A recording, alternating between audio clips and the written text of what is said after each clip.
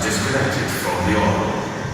Or you can pour in enough water to drown the flames, like the Hungarian team that mounted MiG jet engines on a Soviet tank to blast water